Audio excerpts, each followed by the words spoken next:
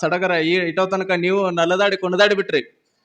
ನಾನು ಪ್ರವಚನ ಕೇಳುವಾಗ ಒಂದ್ ದಿನ ನಗಲಾರ್ದವ್ರು ಹಿಂಗ ಬೆದರ್ಗೊಂಬಿ ಕೂತಂಗ್ ಕುಂತವ್ರು ಇವತ್ ನೋಡ್ಬೇಕು ಏನ್ ಆನಂದ, ಏನ್ ಖುಷಿ. ಮದ್ವೆ ಅಂದ್ರೆ ನಾಟ ಆನಂದ ಅದು. ನೋಡ್ರಿ, ಯಾವಾಗ ಆ ಮನೆತನದೊಳಗೂ ಕೂಡ ಎಷ್ಟು ಆನಂದ ಇತ್ತು.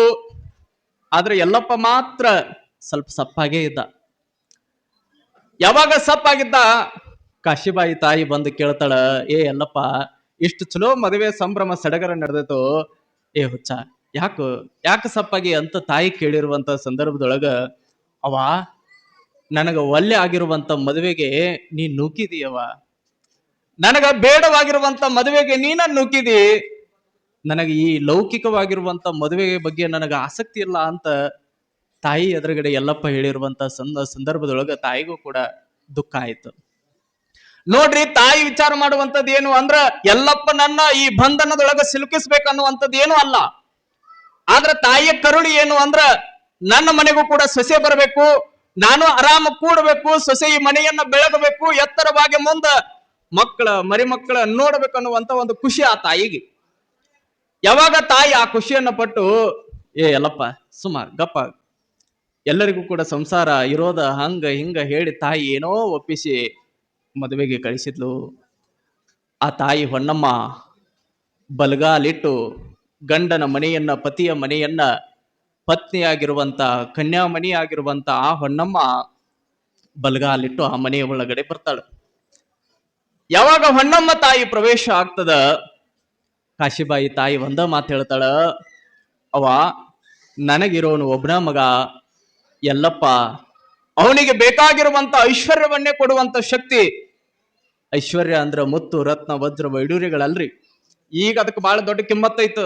ಆಗಿನ ಕಾಲದೊಳಗ ಮುತ್ತು ರತ್ನ ವಜ್ರ ವೈಡೂರ್ಯಕ್ಕಿಂತ ಬಹಳ ದೊಡ್ಡದಾಗಿರುವಂತ ಕಿಮ್ಮತ್ ಯಾವ್ದಕ್ಕಿತ್ತು ಅಂದ ಪ್ರೀತಿಗಿತ್ತು, ಒಬ್ರಿಗೊಬ್ರು ಹೊಂದಾಣಿಕೆ ಭಾವದೊಳಗಿತ್ತು. ಈಗೆಲ್ಲ ರೊಕ್ಕದ ಮೇಲೆ ಅಳ್ಯಾಕತ್ತಾರ, ಅದು ಬೇರೆ.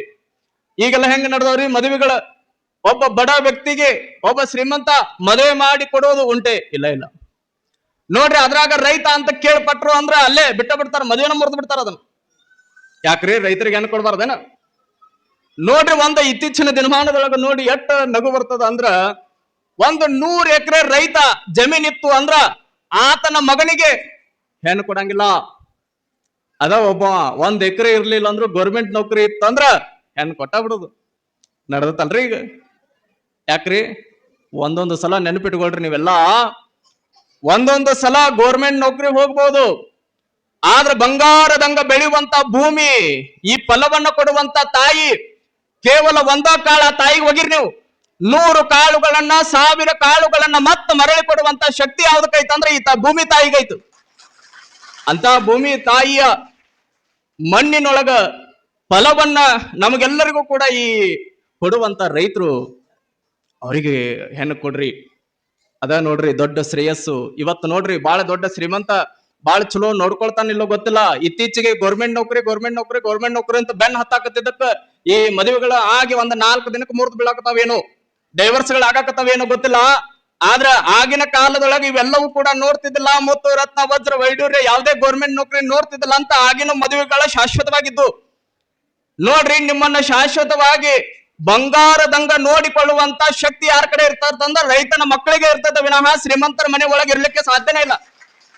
ನೀವು ಚಪ್ಪಾಳಿ ಹೊಡ್ಯಾಕತ್ತಿರಲ್ಲ, ನೀವು ಹೌದ ಹುಲಿ ಅನ್ಬೇಕು ನಾನು. ಯಾಕ್ರಿ ಚಪ್ಪಾಳಿ ಹೊಡಿತೀರಿ, ಮತ್ ಹೋಗಿ ಅದನ್ನ ಮಾಡ್ತೀರಿ, ನೀವು ಅದನ್ನ ಮಾಡ್ತೀರಿ. ಸುಮ್ಮ ಜೋರಾಗಿ ಹೇಳಿನಂತ ಚಪ್ಪಾಳಿ ಹೊಡಿತೀರಿ, ಹಂಗೇನಿಲ್ಲಲ್ರಿ.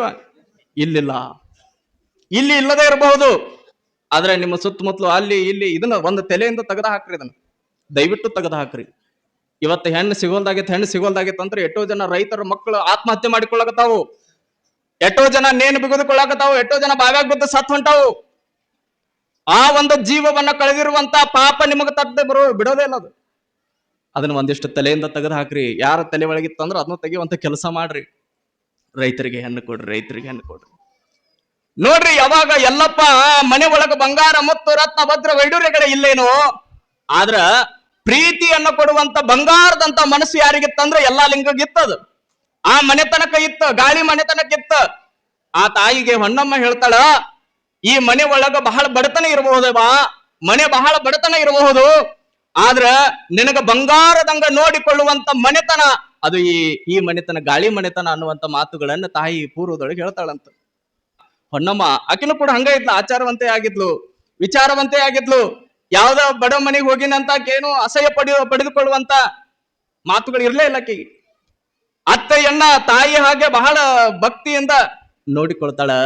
ಆದ್ರೆ ನೋಡ್ರಿ, ಈ ಜಗತ್ತಿನೊಳಗ 3 ಜನ ಮದುವೆ ಆಗ್ಬೇಕಂತ. ಯಾರ ಮದುವೆ ಆಗ್ಬೇಕು ಅಂದ್ರ ಒಂದ್ ಕೆಲಸ ಇರ್ಬೇಕಂತ, ಇನ್ನೊಬ್ಬ ಆರೋಗ್ಯ ಚಲೋ ಇರ್ಬೇಕಂತ, ಇನ್ನೊಬ್ಬ ವೈರಾಗಿರ್ಬಾರ್ದಂತ. ತಿಳಿತ್ರಿ ನಾ ಹೇಳೋದು?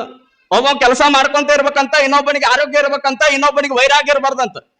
ನೋಡ್ರಿ, ಕಾಯಕದೊಳಗ ಕೆಲಸದೊಳಗ ಬಹಳ ಚಲೋ ನಿರತನಾಗಿದ್ದ ಅಂದ್ರ ಅವನಿಗೆ ಮದುವೆ ಮಾಡೋದಕ್ಕೆ ಯೋಗ್ಯ ಇರ್ತಾನ. ಇನ್ನೊಬ್ಬ ಆರೋಗ್ಯ ಬಹಳ ಚಲೋ ಇತ್ತಂದ್ರ ಅವನು ಕೂಡ ಮದುವೆ ಮಾಡೋದಕ್ಕೆ ಯೋಗ್ಯ ಇರ್ತಾನ. ಮತ್ತೆ ಆರೋಗ್ಯನೇ ಇರ್ಲಿಲ್ಲ ಅಂದ್ರ ಮದುವೆ ಮಾಡಿ ಏನು ಉಪಯೋಗ? ಮತ್ತ ಕೆಲಸನೇ ಇರ್ಲಿಲ್ಲ ಅಂದ್ರ ಗಂಡ ಆದವನು ಹುಲಿಯ ಹಾಗೆ ದುಡ್ಕೊಂತಾನೆ ಇರ್ಬೇಕು, ಸಿಂಹದ ಹಾಗೆ ದುಡ್ಕೊಂತಾನೆ ಇರ್ಬೇಕ.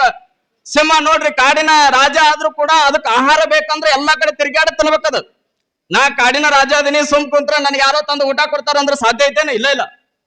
ಹೆಂಗ ದುಡಿದು ತಿಂತದ್ ಹಂಗ ಮನೆ ಒಳಗಿರುವಂತ ಸಿಂಹದಂಗಿರುವಂತ ಗಂಡ ದುಡಿಲೇಬೇಕು, ಕಾಯಕ ಮಾಡ್ಬೇಕು, ಆರೋಗ್ಯವಂತನಾಗಿರ್ಬೇಕು. 3ನೇದೈತ್ ನೋಡ್ರಿ, ವೈರಾಗ್ಯ ಇರಬಾರ್ದು. ಮತ್ತ ನಮ್ಮಂತವ್ರನ್ನ ಮದುವೆ ಮಾಡಿದ್ರ ಯಾವ್ದ್ರ ಗುಡಿ ಗುಂಡಾರಕ್ಕೆ ಹೋಗಿ ಕುಂತ ಬಿಡೋರು ನಾವು. ಇದ ವೈರಾಗ್ಯ ನೋಡ್ರಿ. ನಿಮಗ್ ತಿಳಿಯುವಂಗ ಹೇಳಾಕತ್ತೇನ್ರಿ. ವೈರಾಗ್ಯ ಇದ್ದವ್ರಿಗೆ, ಸನ್ಯಾಸಿ ಆದವರಿಗೆ ಒಯ್ದು ಮದುವೆ ಮಾಡಿದ್ರೆ ಯಾವ್ದ್ರ ಒಂದು ಗುಡಿ ಗುಂಡಾರಕ್ಕೆ ಅಲ್ಲಿ ಇಲ್ಲಿ ಅಲ್ದಾಡ್ಕೊಂಡು ಹೋಗ್ಬಿಡ್ತಾರ ಅವ್ರು. ಅವರು ಮದುವೆಗೆ ಯೋಗ್ಯರಲ್ಲ.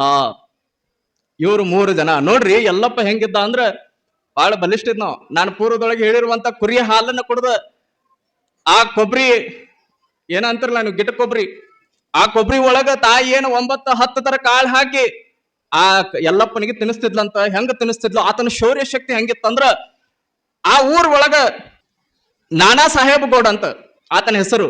ಆತ ಕುಸ್ತಿ ನಡೆಸ್ತಿದ್ದ. ಆ ಊರ್ ಒಳಗ ಮಿರ್ಗಿ ಒಳಗ ಕುಸ್ತಿ ನಡೆಸ್ತಿದ್ದ, ನಾನಾ ಸಾಹೇಬ್ ಗೌಡ್ ಅಂತ.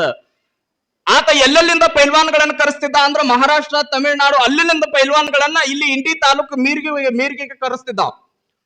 ಅದ್ರಾಗ ಪೈಲ್ವಾನ್ಗಳು ಬಹಳ ಬಲಿಷ್ಠರು, ಅವ್ರ ಮುಂದೆ ನಿಂತ್ಕೊಳ್ಳಾಕ್ ಹೆದರ್ತಿದ್ರು ಬಹಳ ಜನ. ಅಂತವ್ರನ್ನ ಕರೆಸಿ ಕುಸ್ತಿ ಆಡಿಸಿ ಗೆಲ್ಲಿಸುವಂತ ಶಕ್ತಿ ಯಾರ ಕಡೆ ಇತ್ತಂದ್ರ ನಾನಾ ಸಾಹೇಬ್ ಗೌಡ್ಗಿತ್ತು. ಯಾವಾಗ ಪ್ರತಿ ವರ್ಷ ನಡೆಸ್ತಿದ್ದ.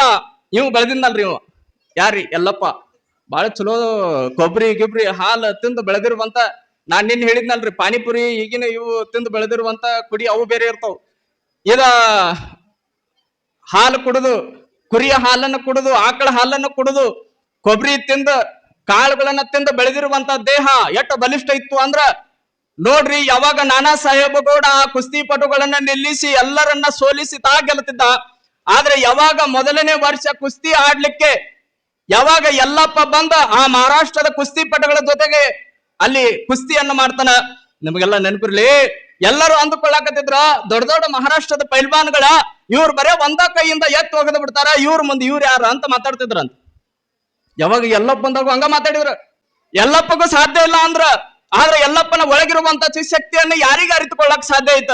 ಯಾವಾಗ ಅಹಂ ನಾ ಏನೂ ಇಲ್ಲದೆ ಬಂದ ನಿಂತಿರುವಂತ ಎಲ್ಲಪ್ಪ ಬಂದ್ ನೋಡ್ರಿ ಕುಸ್ತಿ ಆಡೋದಕ್ಕೆ. ಇಬ್ಬರಿಗೆ ಕುಸ್ತಿ ನಡೆದಿತ್ತ. ಮಹಾರಾಷ್ಟ್ರದ ವ್ಯಕ್ತಿಯ ನಿಂಗೆ ಮ್ಯಾಲೆ ಎತ್ತಿ ಬಂದ್ ಕೆಳಗೆ ಹಾಕಿ ಬಿಡ್ತಾನ ನೋಡ್ರಿ. ಸೋತ ಅಲ್ಲಿದ್ದವ್ರೆಲ್ಲ ಜೈಕಾರ ಹಾಕಕತ್ರ, ಎಲ್ಲಪ್ಪನಿಗೆ ಜಯವಾಗಲಿ, ಎಲ್ಲಪ್ಪನಿಗೆ ಜಯವಾಗಲಿ, ಎಲ್ಲಪ್ಪನಿಗೆ ಜಯವಾಗಲಿ ಅಂತ ಜೈಕಾರ ಹಾಕಕತ್ರ ಅಂತ. ನಾನು ಯಾಕೆ ಈ ದೃಷ್ಟಾಂತವನ್ನು ಹೇಳಿದೆ ಅಂದ್ರ ನೋಡ್ರಿ, ಎಲ್ಲಪ್ಪನವ್ರ ಕಡೆ ಎಷ್ಟು ದೊಡ್ಡ ಶಕ್ತಿ ಇತ್ತು. ಯಾವ ಮನುಷ್ಯ ಕೆಲಸ ಮಾಡ್ತಾನ, ಯಾವ ಮನುಷ್ಯ ಕಾಯಕ ಮಾಡ್ತಾನೆ. ಈಗಿನ ದಿನಮಾನದೊಳಗೆ ಜಿಮ್ ಗಿಮ್ ಅವು ಇವು ಬಂದವ್ರಿ. ಈಗ ಅವಾಗೆಲ್ಲ ಇರ್ಲಿಲ್ಲ ಅವು. ಅವಾಗೆಲ್ಲ ಹೊರಗಿನ ಆಹಾರಗಳೇ ಜಿಮ್ಗಳ ಶಕ್ತಿಗಳ. ಅವುಗಳನ್ನ ತಿಂದು ಬೆಳೆದಿರುವಂತ ದೇಹ ಎಲ್ಲಪ್ಪನದು. ಅವ ಆರೋಗ್ಯವಂತನಾಗಿದ್ದ. ಅವನ ಕಡೆ ಬಿಟ್ರ ಒಂದು ವೈರಾಗ್ಯ ಇತ್ತ ನೋಡ್ರಿ ಅಟ. ಎಲ್ಲಪ್ಪ ಎರಡಕ್ಕೂ ಸೈ ಇದ್ದ, 3ನೇದಕ್ಕೆ ಸೈ ಇರ್ಲಿಲ್ಲ. ಅವಾಗ ಆ ತಾಯಿ ವೈರಾಗ್ಯ ಇದ್ರೂ ಕೂಡ ಯಾವಾಗ ಬಲವಂತವಾಗಿ ಮದುವೆ ಮಾಡ್ತಾಳ, ಆ ಮದುವೆ ಮುಂದೆ ಹೇಗೆ ನಡೀತದ ಅನ್ನುವಂತ ವಿಚಾರವನ್ನ ನಾಳೆ ದಿನ ನಾವೆಲ್ಲರೂ ಕೂಡ ತಿಳಿದುಕೊಳ್ಳೋಣ ಅನ್ನುವಂತ ಮಾತುಗಳನ್ನ ಈ ಸಂದರ್ಭದಲ್ಲಿ ಹೇಳ್ತಾ, ಇವತ್ತೊಂದು 15 ನಿಮಿಷ ಲೇಟ್ ಆಯ್ತು ಮದುವೆ ಸಮಾರಂಭದ ಸಲುವಾಗಿ. ನಾಳೆ ವಿಶೇಷವಾಗಿ ಬಹಳ ಅದ್ಭುತವಾಗಿರುವಂತ ವಿಚಾರ. ಒಂದ್ ಕಡೆ ಹೆಂಡತಿಯರ ಚಲೋ ಇರಂಗಿಲ್ಲ, ಇನ್ನೊಂದ್ ಕಡೆ ಗಂಡರು ಚಲೋ ಇರಂಗಿಲ್ಲ. ಮತ್ತ ಗಂಡ ಹೆಂಡತಿ ಇಬ್ರು ಚಲೋ ಇದ್ರ ಅಂದ್ರ ಭಗವಂತ ನಮ್ಮನ್ನ ಚಲೋ ಇಡಂಗಿಲ್ರಿ ಅನ್ನುವಂತ ಮಾತುಗಳನ್ನ ನಾವು ಮಾತಾಡ್ತೀವಿ ನೋಡ್ರಿ. ಹಂಗ ಆ ರೀತಿ ಒಳಗ ಯಾವಾಗ ಎಲ್ಲಪ್ಪನ ಜೀವನದೊಳಗ ಒಂದಿಷ್ಟು ದುಃಖದ ಸಂಗತಿಗಳ ನಾಳೆ ದಿನ ಬರ್ತಾವ, ಅವುಗಳನ್ನ ನೋಡೋಣ ಅನ್ನುವಂತ ಮಾತುಗಳನ್ನ ಈ ಸಂದರ್ಭದಲ್ಲಿ ಹೇಳ್ತಾ, ನಾಳೆ ಮೇರ್ಗಿ ಗ್ರಾಮವನ್ನ ಬಿಟ್ಟು ಪ್ರಯಾಣವನ್ನ ಮಾಡ್ತಾನ. ಅದು ಯಾವ ರೀತಿ ಒಳಗೆ ಯಾವ ಹಂತದೊಳಗೆ ಆಗ್ತದ ಅನ್ನುವಂಥ ಮಾತುಗಳನ್ನ ನಾವೆಲ್ಲರೂ ಕೂಡ ತಿಳಿದುಕೊಳ್ಳೋಣ ಅನ್ನುವಂಥ ಮಾತುಗಳನ್ನ ಈ ಸಂದರ್ಭದಲ್ಲಿ ಹೇಳ್ತಾ ತೊಟ್ಟಿಲ ಕಾರ್ಯಕ್ಕೆ ಬಹಳ ಚಲೋ ಜನ ಸೇರಿದ್ರಿ, ಮತ್ತು ಮದುವೆಗೆ ಸಿಕ್ಕಾಪಟ್ಟೆ ಜನ ಬಂದ್ರಿ ಇವತ್ತು.